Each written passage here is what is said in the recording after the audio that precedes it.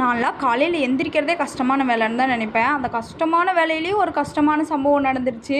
எங்க மிந்துனா, "நீ இவ்வளோ வேகமா போயிட்டுருக்க, இரு உனக்கு ஒரு ஸ்பீட் பிரேக் போடலாம்" அப்படின்னு சொல்லிட்டு இந்த கடவுள் வந்து என் கழுத்த ஒரு சைடு லாக் பண்ணி விட்டாரு. நானே ஏதோ ஒரு ஆர்வமா, ஜாலியா சரி சமைச்சு பழகலாம் அப்படிலாம் சொல்லிட்டு ஒரு கொள்கையோட கிளம்புனேன். என் கொள்கையில அவர் வந்து கொளுத்தி போட்டு போயிட்டாரு. சரின்னு சொல்லிட்டு அப்படியே சரி நம்மளால முடிஞ்ச வேலையை செய்வோம் அப்படின்லாம் செஞ்சிட்ருந்தேன். மணி பிளான்ட் க்ளீன் பண்ணி வைக்கிறது, தண்ணி மாற்றி வைக்கிறது, என்னால் ஒன்றும் முடியல. எப்படி திரும்பினாலும் வலிக்குது.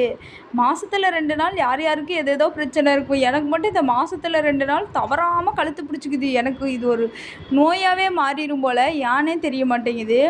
சரி, ஒரே இடத்துல இருக்கங்காட்டிக்கு நமக்கு அப்படி இருக்கு போல. கொஞ்சம் ஆக்டிவா இருப்போம். நம்மளும் நடந்தெல்லாம் பார்க்கலான்னு சொல்லிட்டு மொட்டை மாடியில போய் வேக வேகமா நடந்தேன்.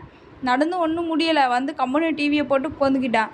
இப்படி அசைச்சு பார்க்குறேன், அப்படி அசைச்சு பார்க்குறேன். கழட்டி வைக்கிறதுக்கு மட்டும் ஒரு ஆப்ஷன் கொடுத்துருந்தாருன்னா வச்சுக்கோங்க கடவுள், மாசத்துல 10 நாள் என் கழுத்து கழண்டு தான் கிடக்கும்.